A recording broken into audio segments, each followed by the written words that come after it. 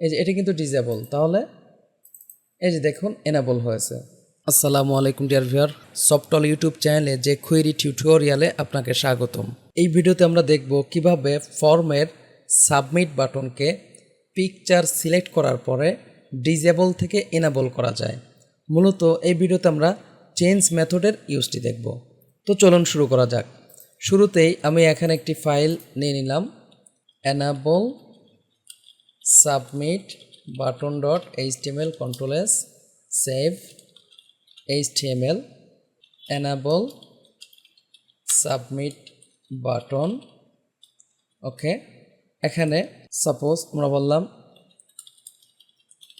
Upload picture. ওকে, form আমরা action হিসাবে এভাবে রাখলাম, মেথড আমরা বললাম পোস্ট।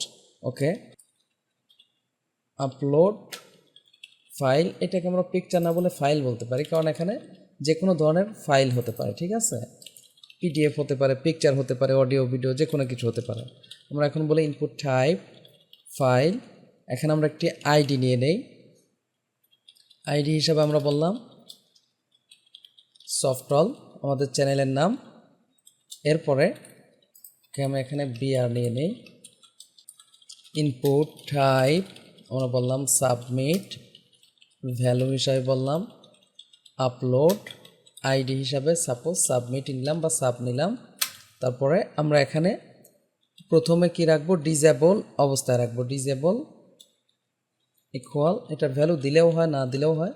তারপর আমরা দিলাম ওকে, কন্ট্রোল এস। আমরা এখন রান করি, খেয়াল করুন এই যে এটা কিন্তু ডিসেবল অবস্থায় আছে। এই যে দেখুন, তো শুরুতে আমরা যে কাজটি করি, যে আমার যে কোনো লাইব্রেরিটি ডাউনলোড করা আছে আর কাস্টম জেএস নামক একটি ফাইল আমি তৈরি করে রাখছি, বডি ক্লোজিংয়ের ট্যাগ উপরে আমরা এটা অ্যাড করে নেব, script SRC jQuery library.js, control shift D, custom.js। তো আমরা একটু রিলোড দিয়ে দেখি যে আমাদের ফাইলগুলো ঠিকমতো লিঙ্ক হলো কিনা। হ্যাঁ হয়েছে, দুইটাই লিঙ্ক হয়েছে। এখন আমরা কাস্টম জেএসে প্রয়োজনীয় কাজ করব। তো শুরুতে আমরা বলি ডকুমেন্ট ডট রেডি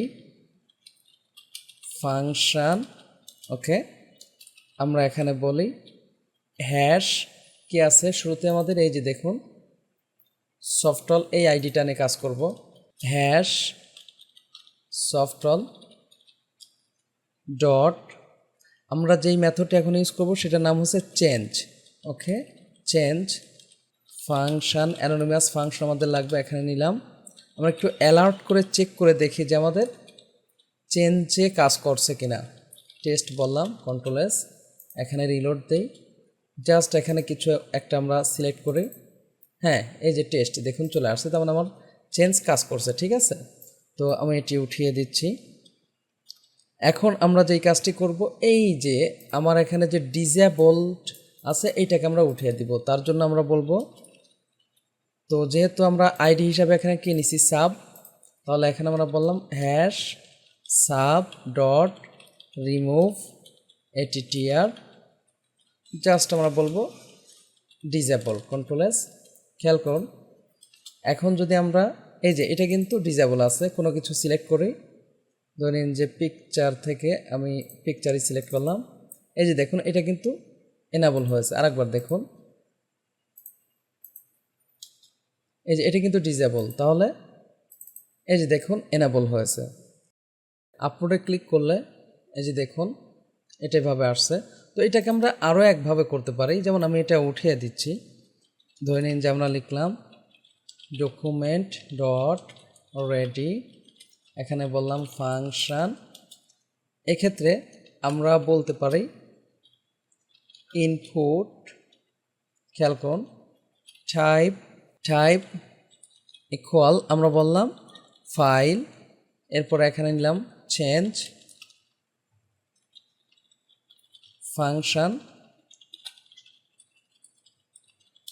অ্যালার্ট করে দেখি আমরা যে আমাদের চেঞ্জ কাজ করছে কিনা, টেস্ট, কন্ট্রোল এস।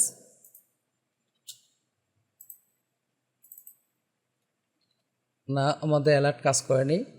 আমরা এখানে একটু রিলোড দিয়ে দেখি আবার। ওকে, হ্যাঁ, আমাদের চেঞ্জ কাজ করছে। তো এখন আমরা যেই কাজটা করব, এই জায়গায় দিস ইউজ করে, খেয়াল করুন এখানে আমাদের কি আছে, দিস। ওকে, খেয়াল করুন আমরা বললাম this dot next dot remove attr disable control S. Okay, আমরা এখানে রিলোড দেই, আমরা এখানে ক্লিক করলাম। খেয়াল করুন এটা কিন্তু কাজ করেনি। তো আমাদের যেই কাজটি করতে হবে, খেয়াল করুন এখানে নেক্সট বলা আছে।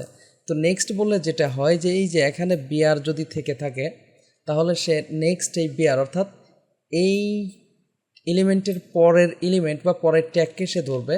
তো সেক্ষেত্রে যদি এখানে বিআর থাকে তাহলে সে এইটাকে মিন করে। তাই নেক্সট মানে এর পরের এলিমেন্ট। তো সেক্ষেত্রে আমরা এখানে কোনো বিআর ইউজ করতে পারবো না। তো আমরা এখানে রিলোড দিলাম, খেয়াল করে যে এখানে আসছে, আমি নিলাম। এই যে দেখুন এইটা কিন্তু অ্যাক্টিভ হয়েছে। আমি আরেকবার দেখাচ্ছি, খেয়াল করুন এই যে অ্যাক্টিভ হয়েছে। কেন হচ্ছে? আর এখানে যদি বিআর থাকতো তাহলে কিন্তু এটা হতো না। কারণ কি, সে নেক্সট হিসাবে বিআরকেই নিয়ে নিচ্ছে। এই যে দেখুন হচ্ছে না, কারণ আমরা এখানে কি বলছি, নেক্সট বলছি। তাই এই জায়গায় আমরা কোনো ট্যাগ ইউজ করতে পারবো না। খেয়াল করুন এই যে এখন কিন্তু অ্যাক্টিভ হয়েছে।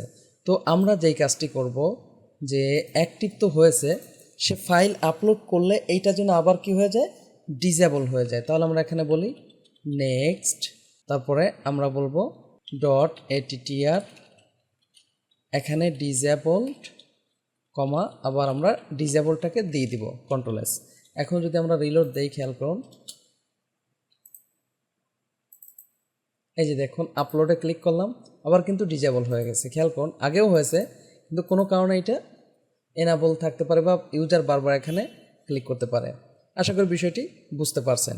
যদি ভিডিওটি ভালো লাগে থাকে প্লিজ লাইক করবেন এবং কমেন্ট করে আপনার অনুভূতি জানাবেন। চ্যানেলটি সাবস্ক্রাইব করে না থাকেন প্লিজ সাবস্ক্রাইব করবেন। পরবর্তী ভিডিওতে দেখা হচ্ছে। আল্লাহ হাফেজ।